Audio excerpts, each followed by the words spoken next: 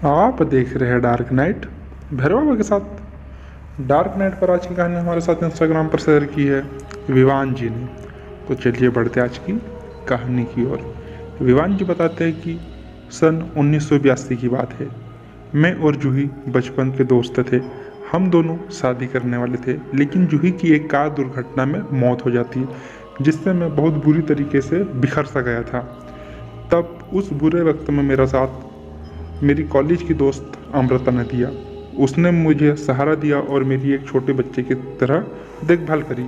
जूही को गुजरे हुए अब 6 महीने से ज़्यादा हो चुके थे और मेरे घर वाले मेरी हालत को बिगड़ता देख मेरी शादी अमृता से करवाने के लिए जिद करने लगे थे, जिस पर अमृता ने भी सहमति जताई। अब बहुत जल्द अमृता और मैं शादी करने वाले थे, लेकिन कुछ दिन बाद अमृता को बुरे बुरे सपने आने लगे और उसे ऐसा लगता जैसे कोई उसका गला दबा रहा है।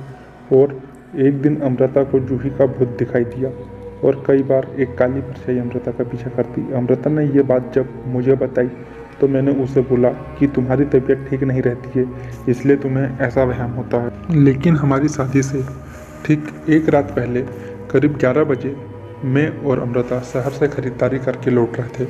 तभी केवड़ा पुल पर हमारी कार बंद पड़ गई।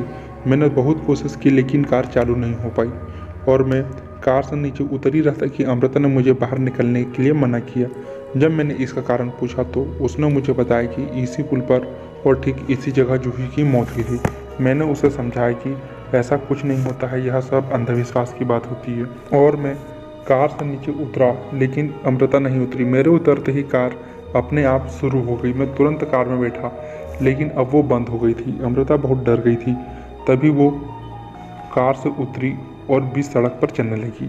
मैं भी उसके पास गया और उसे कार में बैठने के लिए बोला, लेकिन मैंने जब ध्यान से अमृता का चेहरा देखा तो मैं दंग रह गया। वहाँ अमृता नहीं बल्कि शादी के जोड़े में जूही खड़ी थी। तभी मुझे पीछे से अमृता की आवाज़ आई, जो कार में थी, और अब कार अपने आप चल रही थी। मैं कुछ करता उससे पहले ही कार में आग लग गई और एक झटके में कार और अमृता जलकर राख हो गए और आसमान से एक रोशनी आई जो जूही को ले गई। मैं वहाँ से भागकर सीधे अपने घर गया और घर वालों को सारी बात बताई और थोड़ी ही देर में वहाँ पर अमृता का भी परिवार आ गया। तब अमृता की बहन मीनाक्षी ने बताया कि ये तो होना ही था, क्योंकि जूही की मौत कार एक्सीडेंट में नहीं बल्कि अमृता ने उसकी कार के ब्रेक फेल कर दिए थे, जिससे जूही की कार का एक्सीडेंट हुआ था। और जब हमने ऐसा करने का कारण पूछा तो मीनाक्षी ने बताया कि अमृता तुम्हें कॉलेज के दिनों से ही प्यार करती थी, लेकिन जब तक जूही रहती तुम अमृता के नहीं हो पाते, इसलिए उसने जूही को मार डाला। और अब जूही ने अमृता को मार करके अपना बदला पूरा कर लिया है।